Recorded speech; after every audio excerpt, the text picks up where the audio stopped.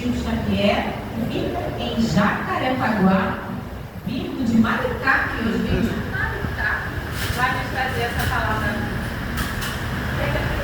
Tá falhando. Boa noite a todos. Boa noite.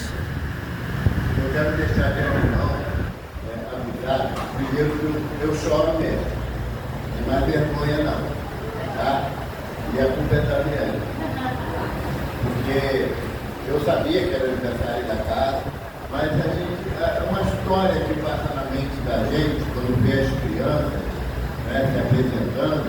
Eu lembro, evidentemente, das minhas filhas na evangelização, e quando eu vejo os jovens, eu lembro de mim.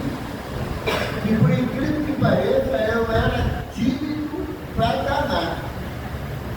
Eu, com 16 para 17, era a primeira vez que me convidaram para fazer a prece na reunião de mocidade. O dirigente da mocidade falou assim: acho que acabou. Aí o outro falou assim: acabou, que ele não vai mexer na boca. E ninguém ouvia. Nem eu mesmo ouvi, na verdade.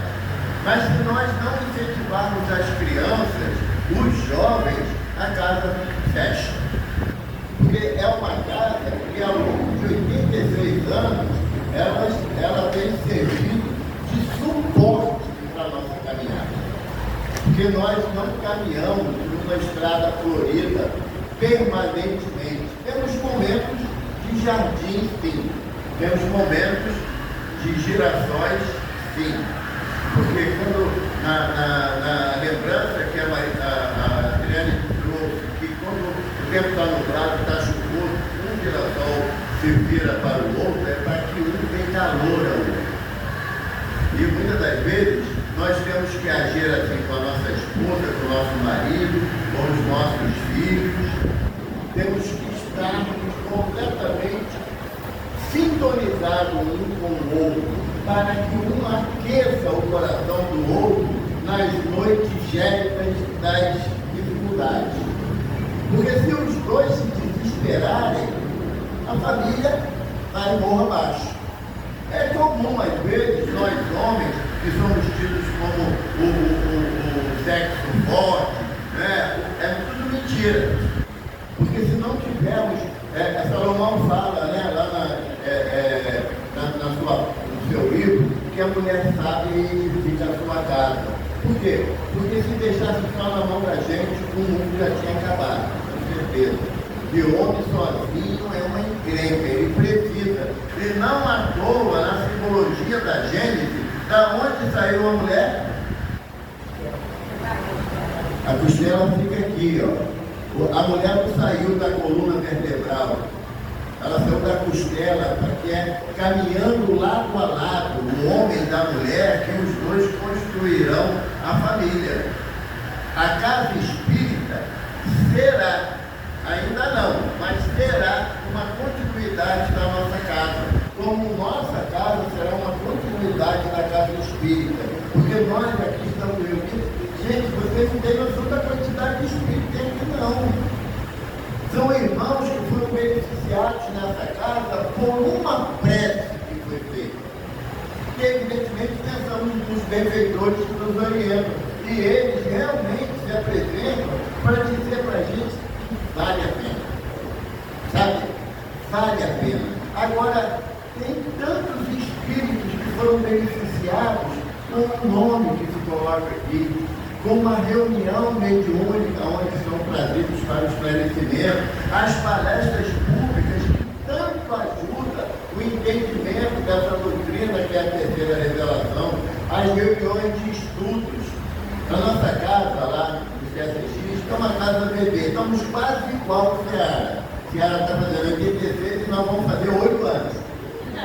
Falta pouco para empatar, mas nós sabemos que chegaremos lá. Mas na nossa casa, teve um período, como é a casa muito nova, que os cursos que a casa oferecia, às vezes contavam apenas com os 2 coordenadores. Materialmente não tinha mais ninguém. E em uma oportunidade, uma irmã falou assim: podia juntar o curso do Evangelho com o livro dos Espíritos, e pelo menos tinha lá 5 ou 6 pessoas.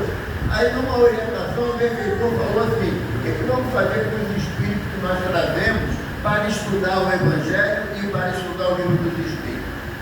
Eles vão entender essa mescla de sala? Não vão. Então, nós estamos aqui para oferecer uma oportunidade para nós que aprendemos essa doutrina, que é uma doutrina de consolo e de conforto, mas também oferecer para a espiritualidade a oportunidade do estudo, da aprendizagem. E é interessante, eu posso contar, até raça de médico que tem é médico fofoqueiro, tá? Eu sou. Posso contar? Quando a gente faz uma palestra numa casa espírita, a espiritualidade propaga o som da palestra por uma região absurda de tamanho, para que todos possam ouvir aquilo que está sendo falado, ou do Evangelho de Nosso Senhor Jesus Cristo, ou da própria doutrina nos ensinamentos que o Senhor Allan Kardec codificou. Então não se restringe a essas paredes. Aonde que a gente vai encontrar algo que justifique esse entendimento?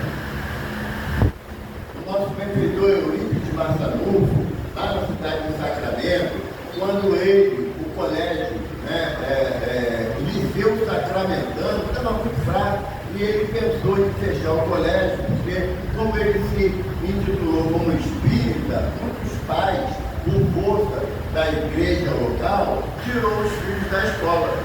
E ele, um dia dentro da sala de aula, ele estava muito pensativo e triste com a possibilidade de fechar o colégio.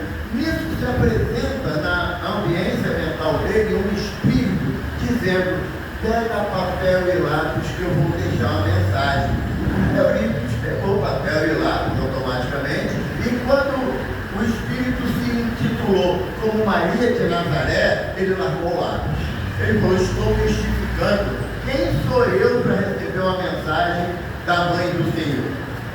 E aí, como a mensagem, quando tem que vir, não adianta as dificuldades que o médico coloca, um espírito de grande elevação como Nossa Senhora não precisa da permissão de alguém para realizar uma ação no bem. Ela, dominando as forças mediúnicas de Eurípides, literalmente desligou ele, e quando ele voltou à consciência, viu que tinha uma mensagem na folha, que ele nem lembrava que tinha escrito, e a mensagem dizia: eis aqui a serva do Senhor, eu vos conclamo a não fechar o colégio. Se tiver que fechar a farmácia, e ele tinha uma farmácia de homeopatia que era gratuita, ele não cobrava nada de ninguém. Se tiver que fechar a farmácia, feche, mas o colégio não, que precisamos educar os espíritos. Mude o nome do colégio para Colégio Allan Kardec. E às quartas-feiras você ensinará o Evangelho de meu filho. A emoção de você receber uma mensagem de nossa mãe tão clara, tão objetiva. E como ele pegou aquela mensagem, ele falou: bom, manda quem pode, obedece quem tem juízo, né? Ele tirou a placa do Liceu Sacramentano e botou Liceu Allan Kardec de Sacramento. E ele imaginou o quê? Se como o Liceu Sacramentano já não tinha aluno, botou Allan Kardec, eu até mesmo, né? 12 anos de Eurípides. A escola encheu de alunos de toda a região periférica de Sacramento em busca dos ensinamentos. E às quarta-feiras, de meio-dia às 2, ele falava do Evangelho de Jesus.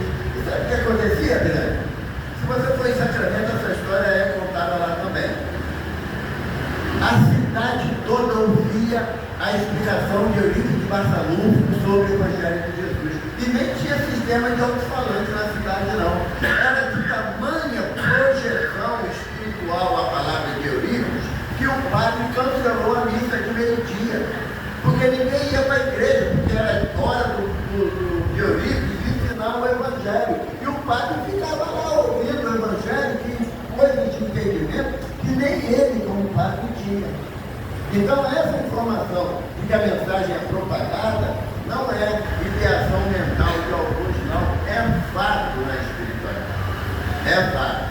Então, quando nós estamos na casa espírita, nós estamos propagando uma onda de amor, de carinho, de respeito, de dedicação a espíritos que provavelmente nessa existência nós não pudéssemos reconhecê-los, mas eles nos reconhecem. Eles sabem, pelo carinho, pelo respeito e pelo amor, cada um de nós que estamos presentes aqui, eles estão felizes com a nossa presença.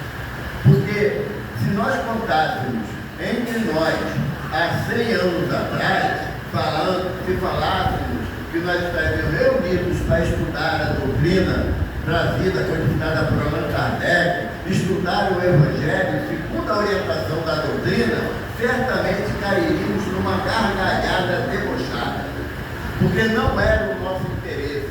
Nós não tínhamos a vontade de introjectar os ensinos de Jesus nos nossos corações. Fizemos isso por várias existências, colocando a orelha para trabalhar, mas não chegava até o coração. Nessa não. Nessa nos decidimos a trazer o Evangelho para a célula íntima da nossa alma, aonde o Espírito guarda as suas realizações e as suas conquistas. Nós estamos aqui hoje na casa da donzela de Dom Remy, né? Nossa Dona aqui na casa de Maria, mas para agradecer o que pedir. Eu, pelo menos, não tenho vergonha de pedir diante de tantas benesses que Nossa Senhora me proporciona nessa existência. Mas temos que estudar, temos que entender. Nós não podemos estar na casa espírita. Eu vou fazer uma pergunta, mas se ficar com vergonha não precisa responder, não. Quem tem medo de espírito? Uma corajosa lá. Então, se faltar luz, a Adriane mesmo vai fechar as duas portas e eu ficar. Ninguém corre não, né?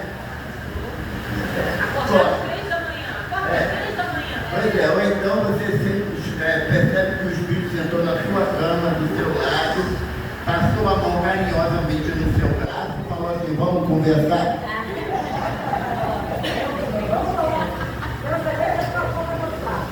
Fofoca tem também. Tem fofoca também. A nossa percepção em relação àquilo que a doutrina nos oferece é que nos vai oferecer a oportunidade de entender o tópico que nós vamos estudar hoje, que é a transição planetária. Se eu não tiver a calma necessária para analisar aquilo que a espiritualidade me traz de informação, de orientação, eu vou entender que a transição planetária acontecerá da forma mais dolorosa possível, recheada de sofrimentos inigualáveis que a humanidade nunca enfrentou. Por quê? Porque o medo, ele nos tira a capacidade de raciocinar e de analisar dentro de um contexto que o Evangelho nos propõe.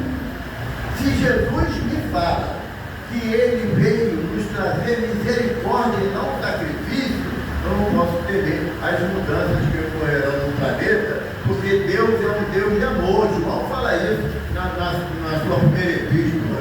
Deus é um Deus de amor. E quem ama não oferece sofrimento inenarrável para ninguém. Jesus, no momento... Quem que vai reparar? Não, eu pergunto, eu sempre acho pouco. Amanhã é domingo, alguém vai trabalhar amanhã? Eu não vou. Eu tenho um compromisso amanhã, às 9 horas da manhã, dá tempo. A gente pode, né? Vai. Então tá bom. Quem quiser ir embora pode ir. A gente vai continuar aqui. Mas Jesus nos traz uma visão em relação à proposta do momento de transição planetária, que Jesus fala assim: se o teu filho te pede um pão, você não dá uma pedra. Se pede um peixe, não dá uma serpente. Sendo maus como sois, sabeis dar coisas boas aos vossos filhos, imagina o Pai que está no céu. Então, será que Deus vai mandar, como a interpretação de alguns irmãos, mandar vir fogo do céu para exterminar a criatura humana? Jesus sabe que o que vai exterminar é o corpo, a alma não, é imortal. Então eu tenho que ficar preocupado com a transição planetária? Tenho sim, porque está lá no Evangelho. bem-aventurados aqui, bem-aventurados os pacíficos, porque herdarão a terra. A minha encrenca é essa, eu sei que eu não sou pacífico nem pacificador, então tem que pacificar aqui, eu tenho que melhorar bastante, mas não tem data previamente marcada. Jesus nos alerta, lá no Evangelho de Mateus, no capítulo 10, ele nos fala que o dia nem o filho sabe, só o pai. Então, quando vem aquelas notícias alarmantes, inclusive no movimento espírita, sabe?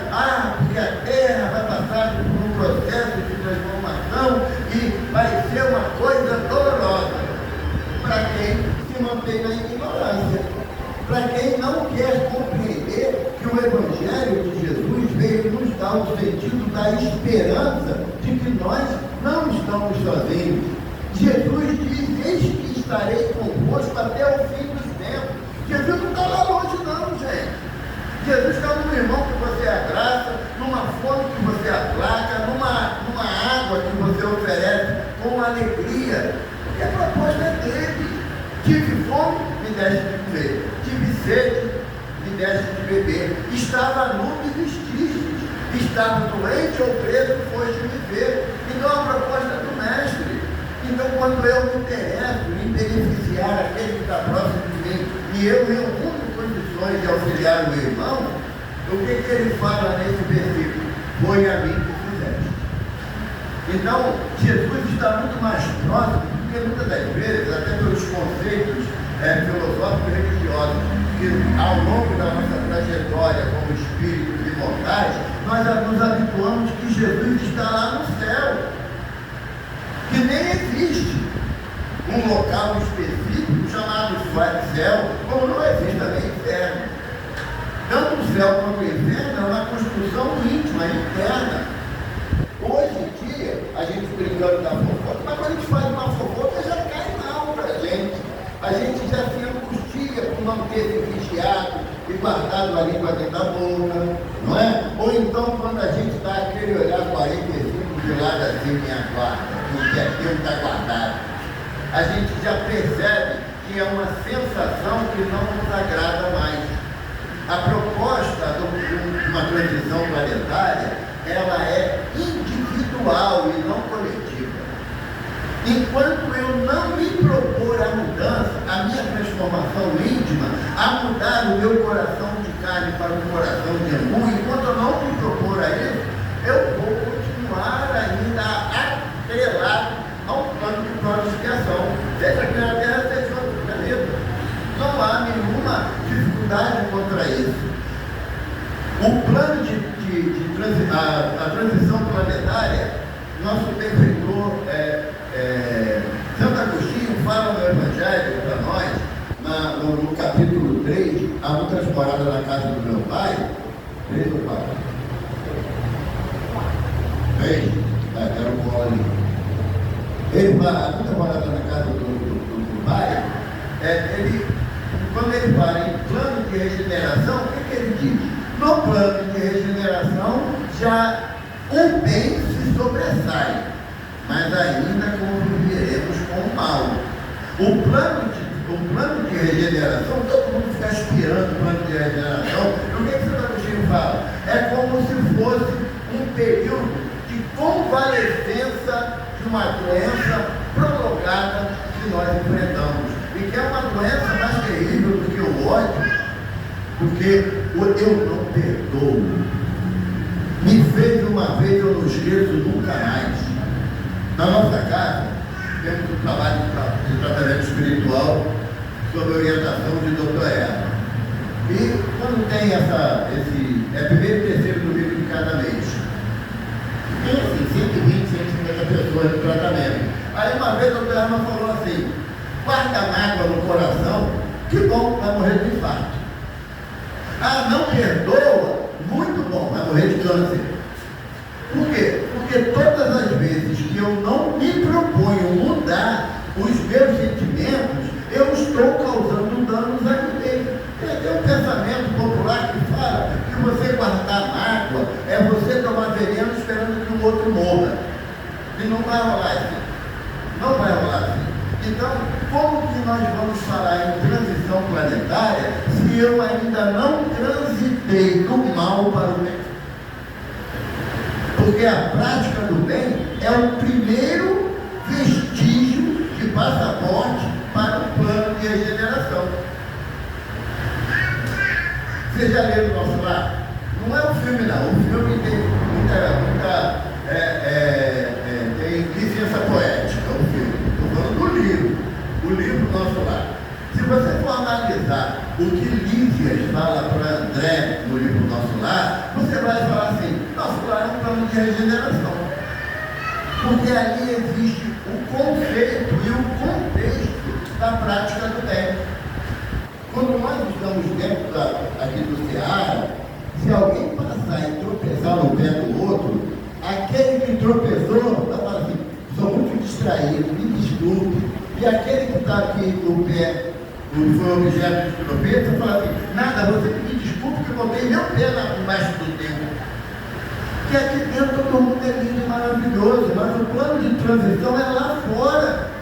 É na minha vida diária, dentro da minha casa, com a minha esposa, com meus filhos, com meu marido. É um ponto do ônibus, quando o bendito ônibus não para de estar atrasado e a gente tem coragem de falar, ô meu irmão, vai na paz de Deus, que Jesus te abençoe, não usar termo pejorativo, ou então quando você está no trânsito e o carro da frente, você olha, o cara da cabeça baixa, está onde? No WhatsApp, não é? E você ter a caridade de entender que ele pode estar resolvendo um problema sério, não é necessariamente TikTok, sabe? É o processo de plano de transição planetária, é essa mudança íntima. Não dá para falar em transição planetária quando a gente acha que o irmão que ainda necessita de uma arma na mão para assaltar, para tirar a vida, achar que só ele que vai tudo lá. Sabe, embaixo, tem coisa ruim, caramunhão, vídeo, marrom que fruto. Não é porque primeiro que lá não existe nem ele, nem essa entidade simbolizando todo o mal existe, sabemos disso. O mestre nos fala que todas as vezes que eu não faço a vontade de Deus, eu me coloco na condição de opositor da lei. Então, não é analisar que a pessoa estará no plano inferior e nós no plano superior simplesmente pelo nosso entendimento mental, não.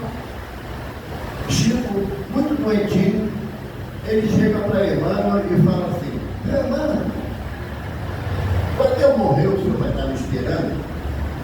Aí Emmanuel falou, Chico, eu sou muito ocupado. Mas quando você se perceber desencarnado, procura uma casa espírita, tem sempre uma equipe de plantão para acolher espíritos recém-desencarnados.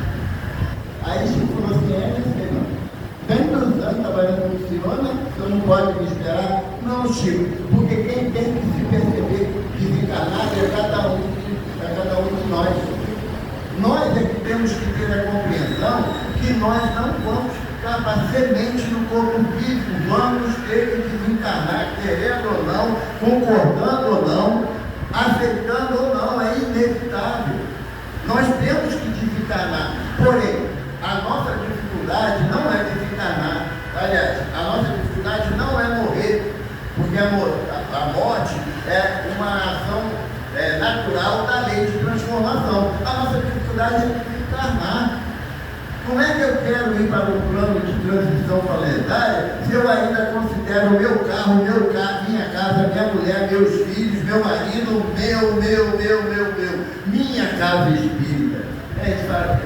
Quando você vai, vou para minha casa espírita, aí desencarna, não acha o endereço para a Seara, porque não vai estar escrito lá fora minha casa, vai estar escrito Seara de Jesus, que abriga tantos quantos necessitados para terem a porta. Eu até, depois que eu ouvi isso do ser humano, né, quando eu me percebi desencarnado, que eu vou procurar uma casa espírita, eu já fico Edgar Werneck 929. Eu tenho que traçar esse endereço, né, para pelo menos ir no automático, porque não temos a garantia que teremos acesso a planos elevados se não nos elevarmos aqui no plano.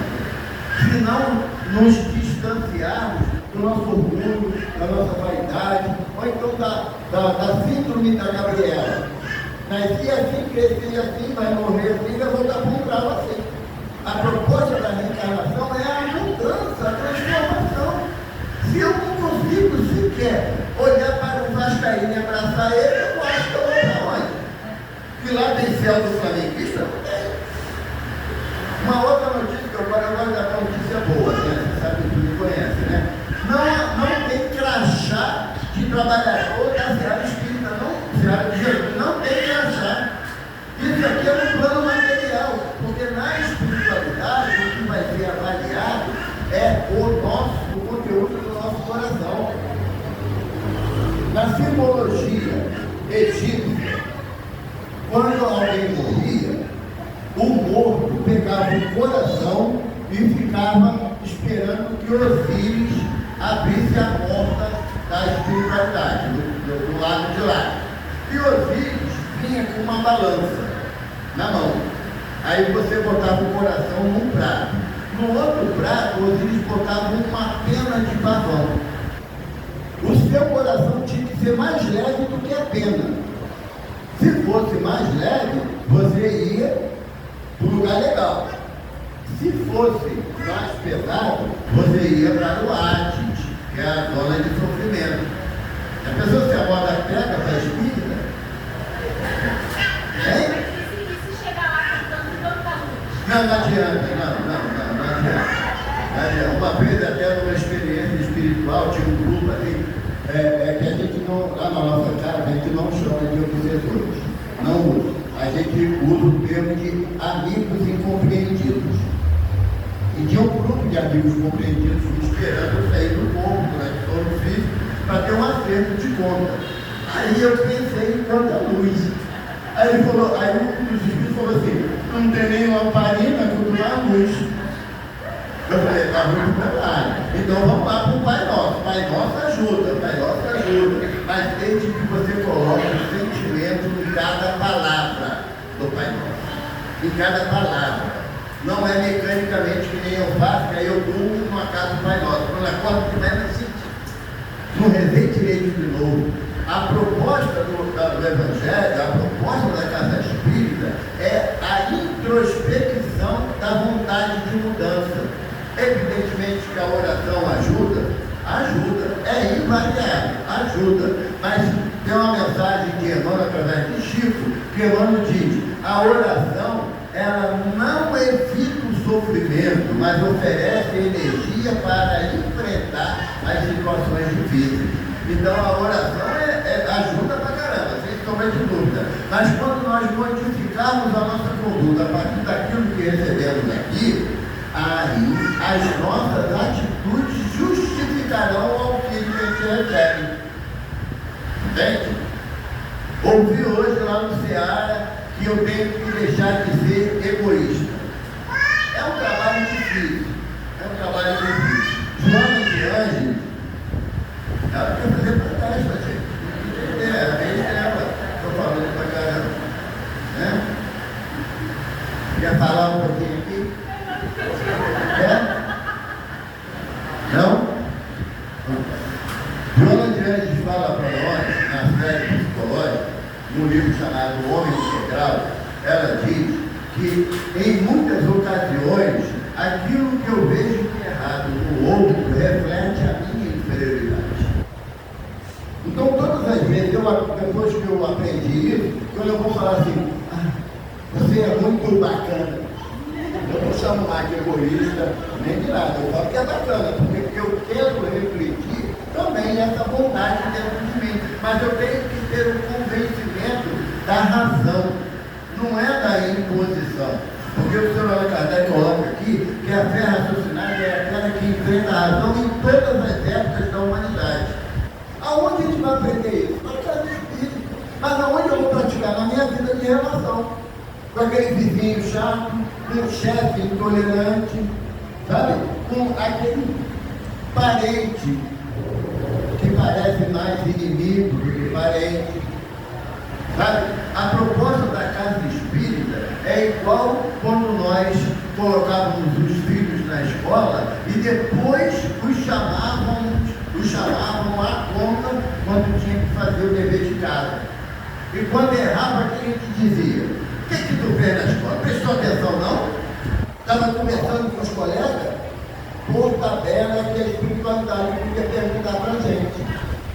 Lá na nossa casa, uma vez uma jovem chegou perto de mim e falou assim, Giovanni, quantos anos você está no espiritismo? Aí na época eu fiz uma conta rapidinho, né? Aí eu falei assim, 40 anos. Na mesma hora, gente, o meu mentor falou assim, quanto tempo o espiritismo está dentro de você?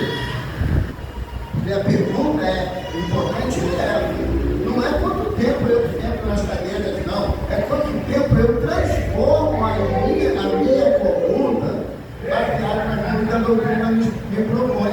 Se eu começar a aplicar o Evangelho de Jesus na minha vida, a transição planetária não será um bicho-papão para mim. Ela será uma consequência natural da progressão dos mundos, que a antropologia fala. Porque quando eu começo a dar muita importância, né, porque Jesus fala lá no capítulo 10 que haverá choro e ranger de dentes, guerra e rumores de guerra. Nós estamos acostumados a isso há mais de 2000 anos. Por que agora seria diferente? Aí perguntaram a Emmanuel, lá no livro Consolador, a transição planetária será proporcionada por cataclismas climáticos, por terremotos, erupção vulcânica, maremoto? Emmanuel falou assim, não tem essa finalidade, mas pode acontecer porque a Terra é um planeta físico. Não vai ter terremoto em nosso lar, que é um plano espiritual, mas no plano físico poderá acontecer, como a gente viu que aconteceu com nossos irmãos lá do Rio Grande do Sul, uma tristeza danada. Mas houve ali algum aspecto punitivo? Não. A transição planetária não visa a punição do espírito voltoso. Por quê? Porque Jesus é claro em dizer que ele ama o pecador e abomina o pecado. É o mestre que fala isso pra gente. Aqui na casa espírita tem reunião mediúnica, não tem? Já pensou se o dialogador da reunião mediúnica fica ameaçando o espírito e mandar ele para o inferno? Existe essa possibilidade? Não existe, porque o dialogador, primeiro, ele tem que ter uma consistência doutrinária, um conhecimento doutrinário, senão, eu aviso, pode passar vergonha na mesa mediúnica. Sabe? Que para a espiritualidade não existe aquela proposta que faz o que eu falo, esquece que tu sabe. Não existe. Para a espiritualidade, a conduta moral é que dá autoridade sobre os espíritos menos esclarecidos. Assim, quando nós recebemos uma mensagem de um benfeitor que vem em nome de Joana d'Arc ou de Nossa Senhora, nós abrimos a orelha o máximo possível para saber o nome do mensageiro, mas não prestamos atenção na mensagem. E aí, quando chega assim, aí você levanta Maria Madalena, tem uma música bonita do Tim Vanessa, sobre Maria Madalena, depois eu escuto, procura lá na internet e acha. Aí a Maria não pôde vir a reunião mediúnica. Aí ela ouviu uma mensagem do benfeitor. Aí eu chego e falo assim, menina, sabe quem deu uma mensagem ontem lá? Um trabalhador de Joana d'Arc. É mesmo? Qual o nome dele? Não, ele falou, mas eu não lembro não. Qual foi a mensagem? Não, aquilo de sempre, que tem que perdoar, tem que amar, sabe? A gente não se liga no conteúdo da mensagem, é o que é mais interessante, é o pão da alma que Jesus nos fala. A casa espírita, diante do momento de transição planetária, nós temos que aplicar os desesperados aqui, e não ser mais um desesperado, dando trabalho à espiritualidade e à equipe da casa. Se um irmão chega ali no portão e acontece isso, chega ali e fala, eu estou desesperado, eu vou me matar. Hoje não é dia de sessão, não posso fazer nada. Será que a gente teria coragem de fazer isso? Será que a gente no mínimo, abrir o portão e dar um abraço no irmão e conclamasse ele a ter confiança em Jesus, em Maria de Nazaré, em Joana d'Arc. A finalidade da casa espírita, no momento de transição planetária, é dar o amparo e o suporte, primeiro para os trabalhadores, sem dúvida, que também somos todos necessitados. Então, a não ser que tenha algum espírito superior aqui, se tiver, levanta a mão. Eu sou desse para abraçar um espírito superior, nunca vi. Fala aí para ver, só na literatura. Todos nós somos espíritos altamente necessitados de amparo, de conforto, de carinho. Somos espíritos ainda recalcitrantes no erro. Então eu não tenho a mínima condição de estender o dedo para ninguém acusando. Cada vez um benfeitor falou para a gente lá na nossa casa, assim, é muito comum ter uma rosa na mão para quem chega pela primeira vez na casa. A gente atende com carinho, com respeito, mas não podemos ter um...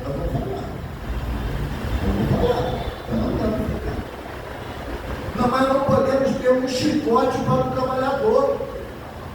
Sabe? O trabalhador, ele necessita também de atenção, de carinho e amparo. Chega aqui muitas das vezes o coração despedaçado. E aí eu vou falar, pelo amor de Deus, você tem tanto tempo dentro de judiciário, você não aprendeu nada.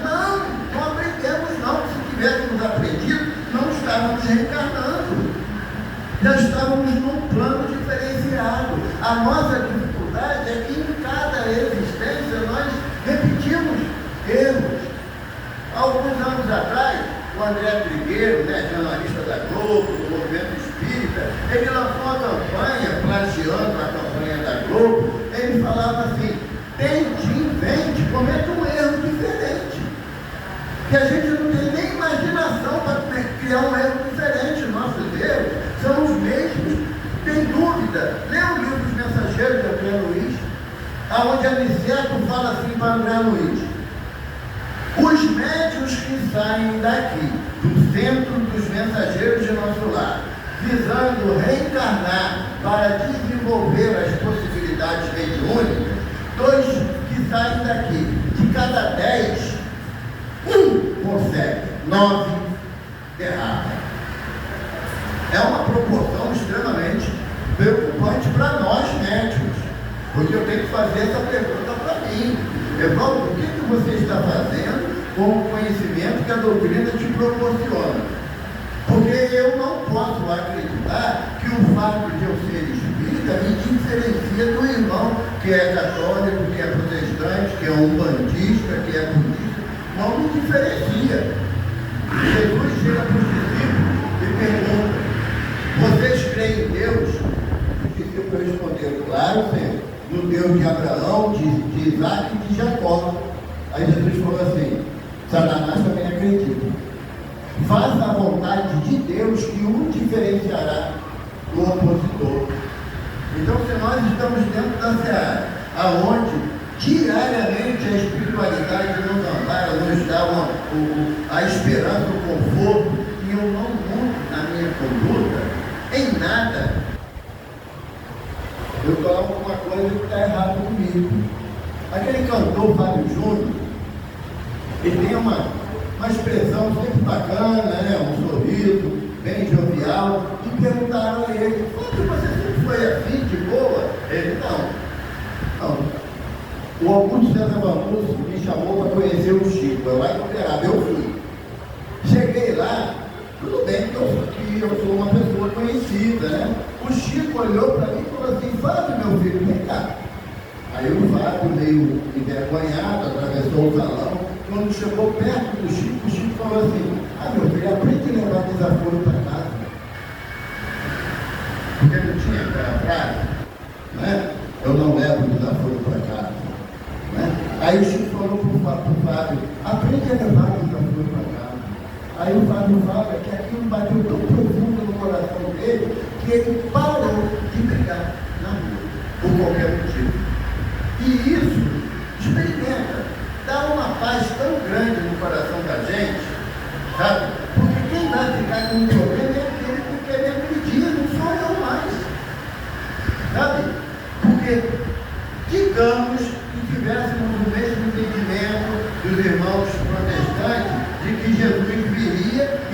carregaria com ele no dia da grande transição, né? Fôssemos abduzidos por Jesus. Eu não sei como é que ia fazer a coisa. Até ouvi no dia um carro escrito assim, se eu for abduzido pelo Senhor, esse carro ficará sem controle. Mas Jesus não sabe bem da história não, né? Porque vai provocar um acidente, dá para poder tirar alguém. Não há possibilidade de nós sairmos da terra enquanto não resgatar até o último motivo que nós estamos vivos. Mas não que seja necessariamente pelo sofrimento, pode ser pela dor, porque os espíritos que têm a Kardec, que a dor é o agente nivelador da sociedade terrena, porque o rico e o pobre, o feio e o bonito, o homem e a mulher passam pela experiência da dor. Agora o sofrimento é opcional. O sofrimento é opcional. Tem uma instituição na Taquara chamada Casa Lar Dona Média, em homenagem à mãe de Eurípides, né, Dona Média. E eles abrigam lá crianças e jovens com paralisia cerebral grave. Tá? Não andam, não falam, eles têm uma traqueostomia para ajudar a respirar e tem uma válvula chamada GTT, que é para alimentação. Sabe a coisa que é mais assim, incrível?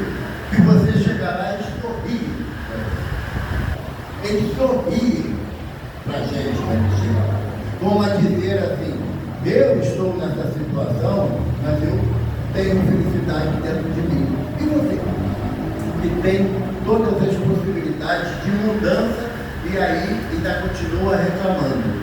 Porque depois que inventaram o tá ruim, não ficou mais bom para ninguém. Não é?